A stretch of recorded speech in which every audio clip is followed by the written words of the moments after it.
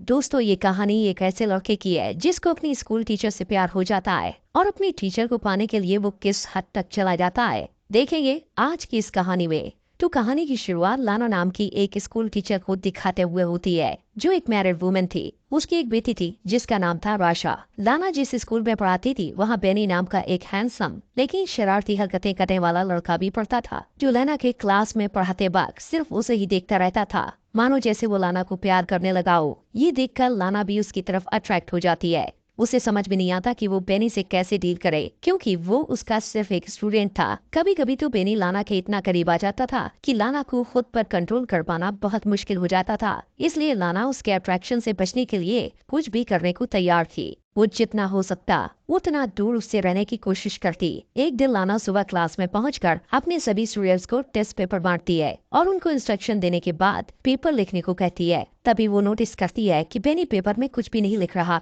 और उसी की तरफ देखे जा रहा है। लाना उसको इग्नोर करके दूसरी तरफ देखने लग जाती है। क्लास के बाद वो अपनी बेटी राशा को स्कूल से लेने आती है। राशा उसे हक करके बताती है कि स्कूल बहुत बोरिंग था। इस पर लाना हंसने लगती है। फिर वो राशा को कार में बिठाती है कि तभी उसकी नजर बेनी पर पड़ती है जो अपने डॉग को टहला रहा था। वो थोड़ी देर बेनी को देखने के बाद कार ड्राइव करके चली जाती है। अगले दिन लाना की एक स्टूडेंट जर्मी क्लास में प्रेजेंटेशन देती है। तभी लाना की नजर दो लड़कियों पर पड़ती है जो फोन पर मूवी देखकर हंस रही थी। लाना उन्हें वार्न करते हुए फोन को अपने बैग में रखने को कहती है पर वो लोग नहीं सुनती। तो लाना उनसे उनका फोन मांग लेती है और कहती है कि वो क्लास के बाद उनका फोन लौटाएगी। इस पर वेलरी नाम की लड़की लाना को फोन देते हुए उसे गंदी चुड़ैल कहती है जिसे सुनकर क्लास के बाकी स्टूडेंट्स हंसने लगते हैं। लाना उस लड़की को कहती है कि वो स्कूल अथॉरिटी से उसकी शिकायत करेगी। जब ब्रेक के टाइम लाना चाय पी रही थी तभी अचानक उसकी नजर बेनी पर पड़ती है जो वेलरी को परेशान कर रहा था। बेनी वेलरी के बैग से सारा सामान निकाल कर फेंक देता है।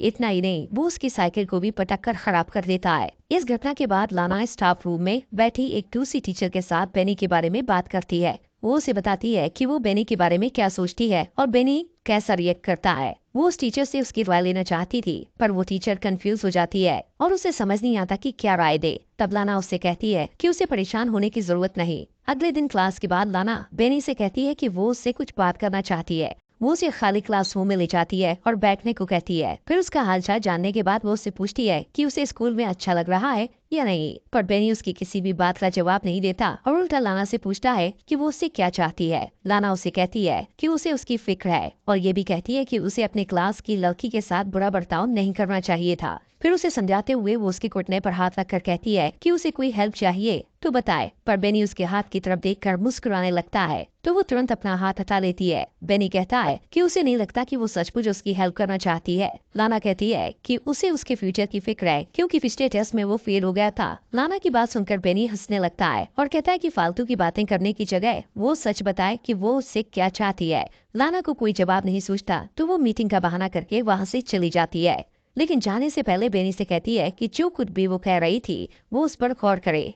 अगली सुबह दौड़ने के बाद वो सांस लेने के लिए एक झील के पास रुक जाती है। सीन शिफ्ट होता है और क्लास के बाद वो देखती है कि बेनी का बैग जमीन पर पड़ा था। वो आसपास नजर दौड़ाती है कि कोई उसे देख तो नहीं रहा। फिर वो बेनी के बैग से उसका स्वेटर निकालकर सूंघती है और वापस बैग में रख देती है। फिर दरवाजा खुलने की आवाज सुनकर वो वॉशरूम में चली जाती है और वहाँ झुककर नल से पानी पीने लगती है। इसके बाद जैसे ही वो उठती है अपने सामने बेनी को देखकर नर्वस हो जाती है। बेनी उसके बाएं को पकड़ लेता है और उसका हाथ हटा देती है पर बेनी मुस्कुराते हुए दोबारा वही हाथ रख देता है और आगे बढ़कर उसकी गर्दन पर किस करता है। वो उसकी बाहों में खो जाती है पर तुरंत ही होश में आकर उसे रोक देती है और कहती है कि उन दोनों के बीच दोबारा ये सब नहीं होना चाहिए और उसे धमकी देती है कि वो इसके लिए उसे स्कूल से निकलवा भी सकती है। वो बेनी से कहती है कि वो आग से खेल रहा है और जैसे ही जाने के लिए मुड़ती है बेनी चिल्लाकर कहता है कि वो ये सब करना चाहती है पर लाना कहती है कि वो अपने किसी भी स्टूडेंट से प्यार नहीं कर सकती। अगले दिन स्कूल के हॉलवे में बेनी लाना से कहता है कि वो क्लास के बाद उससे मिलना चाहता है पर वो मिलने से इनकार कर देती है।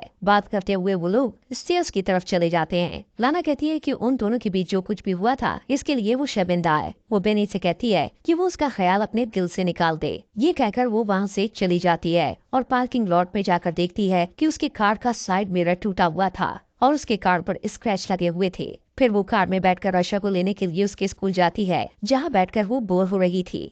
सीन शिफ्ट होता है और हम लाना को अपने घर पर गार्डनिंग करते हुए देखते हैं। उसका हस्बैंड वार्ड उससे पूछता है कि उसकी कार को स्क्रैच कैसे लगा, तो वो कहती है कि वो एक लैंप पोस्ट से टकरा गई थी। वार्ड उससे पूछता है कि लैंप पोस्ट से इस तरह के स्क्रैच कैसे हो सकते हैं, तो वो कहती है कि कभी कभी ऐसा होता है। फिर वो लाना से कहता है कि उसकी चाय ठंडी हो रही है और वहाँ से चला जाता है। अगले दिन लाना क्लास में अपने स्टूडेंट्स को इंटर्नशिप के लिए एक लेटर लिखने को कहती है और सबसे पूछती है कि किसी को कोई सवाल करना है। इस पर बेनी हाथ उठाकर उससे सवाल करता है कि क्या वो स्कूल में जॉब छोड़ना चाहती है, क्योंकि उसने उसे हेड मिस्ट्रेस के पास जाते देखा था। उसकी बात पर पूरी क्लास हंसने लगती है। तब लाना कहती है कि वो हेड मिस्ट्रेस को उसकी रिपोर्ट करेगी। इस पर बेनी कहता है कि लाना को हेड मिस्ट्रेस के तलवे चाटना पसंद है। उसकी बात पर लाना को गुस्सा आता है और वो उसके बैग को उठाकर क्लासरूम के बाहर फेंक देती है और उससे कहती है कि या तो वो क्लास के बाहर चला जाए या फिर वो खुद चली जाएगी। इसी बीच एक लड़का बोर्ड की तरफ डस्टर उठाकर फेंकता है जो लाना को हिट करते करते बचता है। ये देखकर लाना क्लास के बाहर चली जाती है और स्टूडेंट चीयर करने लगते हैं। अगले दिन जब लाना घर पर वर्षा को पढ़ा रही होती है तब उसका फोन बार बार बजने लगता है, पर जब भी लाना फोन उठाती है दूसरी तरफ से कोई नहीं बोलता। अगले दिन जब लामा स्कूल जाती है तो टाइम से पहले बेनी को क्लास में अकेला बैठा देखकर डर जाती है और स्कूल की रिसेप्शनिस्ट को जाकर कहती है कि उसकी तबीयत ठीक नहीं लग रही। इसके बाद वो घर चली जाती है।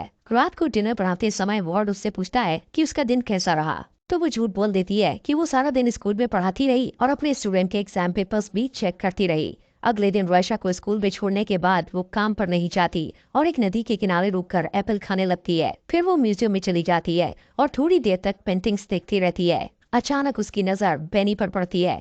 उसे वहाँ देखकर वो घबरा जाती है और जल्दी जल्दी वहाँ से निकलने की कोशिश करती है, पर लिफ्ट में उसकी मुलाकात बेनी से हो जाती है। बेनी लाना से कहता है कि वो उसे मिस कर रहा था, इसलिए स्कूल जाना चाहता था। फिर वो उसके बॉसम को छूने के लिए आगे बढ़ता है। लाना भी आउट ऑफ कंट्रोल होकर उसे 2 बार किस करने की कोशिश करती है, पर बेनी उसे रोक देता है और अपनी उंगलियों को उसके बॉडी पर फिराने लगता है। उस रात लाना को बार बार बुरे सपने आते हैं कि उसकी फैमिली उससे दूर हो गई है और वो घबरा कर जग जाती है। अगले दिन वो चुपके से स्कूल के एडमिनिस्ट्रेटर के ऑफिस में चली जाती है और वहाँ से एग्जाम पेपर चुरा कर लाती है। और जब सारे स्टूडेंट लंच करने के लिए कैफेटेरिया में चले जाते हैं तो बेनी को फंसाने के लिए वो पेपर्स उसके कोट में रख देती है। अगले दिन लाना ब्रेक रूम में बैठी दूसरी टीचर से बात करते हुए देखती है कि कुछ सिक्योरिटी वाले बेनी को पकड़कर कहीं ले जा रहे थे। दोस्तों, आगे बढ़ने से पहले आपसे गुजारिश है कि अगर आपको हमारी वीडियो पसंद आ रही है तो प्लीज अपने फॉक्स एक्सप्लेनर हिंदी चैनल को सब्सक्राइब कर लीजिए, जिससे आपको ऐसी अमेजिंग वीडियोस मिलती रहें। अब एग्जाम पेपर चुराने के इल्जाम में बेनी को स्कूल से निकाल दिया जाता है।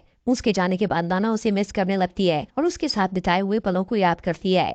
एक दिन लाना और आशा एक बुक स्टोर पे जाते हैं। आशा को अपने फ्रेंड किम को गिफ्ट करने के लिए बुक खरीदना था, पर वहां जाकर आशा कपड़े से बना हुआ एक जानवर लेने की जिद करने लगती है और लाना उसे मना कर देती है। थोड़ी देर में आशा कहीं गायब हो जाती है। लाना उसे ढूंढने लगती है और 45 मिनट तक ढूंढने के बाद जब वो नहीं मिलती तो लाना सिक्योरिटी वालों से सीसीटीवी फुटेज दिखाने को कहती है। सीसीटीवी फुटेज में वो देखती है कि बेनी उन दोनों का पीछा कर रहा था। फिर वो आशा को स्टोर से बाहर निकलते देखकर पैनिक हो जाती है, पर तभी उसे वार्ड का फोन आता है कि राशा उसके साथ घर पर है।